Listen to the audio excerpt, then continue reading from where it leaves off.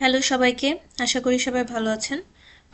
এক্সেলে আমরা যখন অনেক বড় বড় ডেটা নিয়ে কাজ করি, সব সময় দেখা যায় যে হয় স্মল থেকে লার্জ বা লার্জ থেকে স্মল কিংবা অ্যালফাবেটিক্যালি আমাদের ডেটাগুলোকে সর্ট করতে বলা হয়। কিন্তু অনেকে যে কাজটা করেন সর্টিংয়ের ক্ষেত্রে আমরা একটা ভুল করে থাকি যে আমরা একটা কলামের সর্টিংয়ের যখন করতে যাই তখন দেখা যায় যে শুধু একটা কলামেই চেঞ্জগুলো হচ্ছে, কিন্তু বাকি কলামগুলো চেঞ্জ হচ্ছে না। দেখা যায় যে একটা পার্টিকুলারের চেঞ্জের জন্য বাকিগুলো ইম্প্যাক্ট পড়ছে না। সেটা আমি কিভাবে বুঝাচ্ছি, আমি আপনাদেরকে এখানে একটা ডেটা নিয়ে দেখাবো।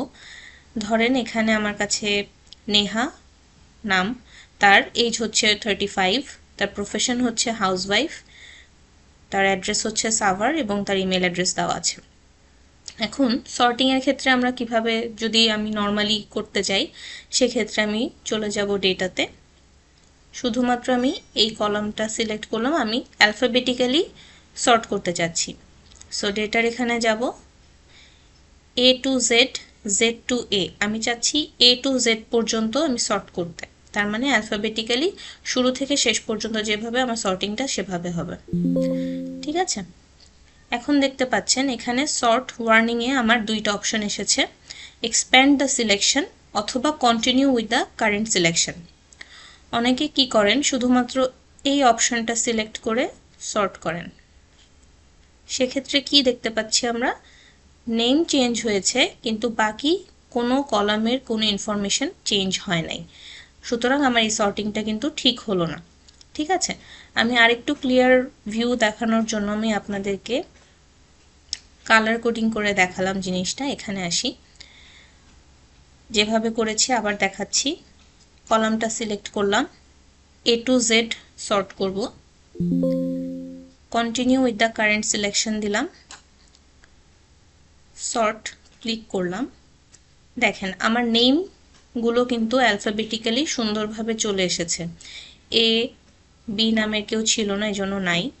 এ C D E F G এভাবে কিন্তু সবগুলো সর্টিং হয়েছে, কিন্তু অভিষেকের নামের পাশে কিন্তু অভিষেকের ইনফরমেশনগুলো আসে নাই, নেহার ইনফরমেশনগুলো এসেছে। তার মানে শুধুমাত্র একটা কলামে চেঞ্জ হয়েছে।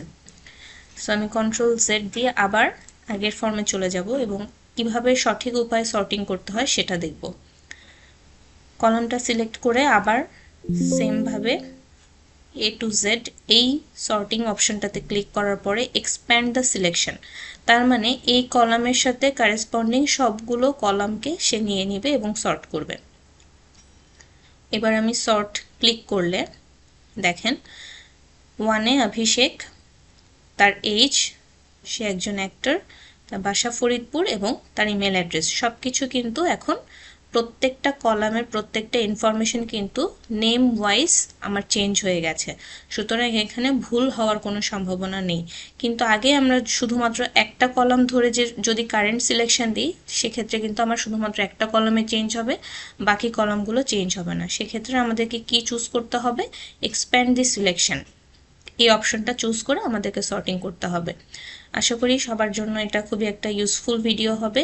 যদি পছন্দ হয়ে থাকে অবশ্যই লাইক করবেন এবং শেয়ার করে দিবেন। Thank you.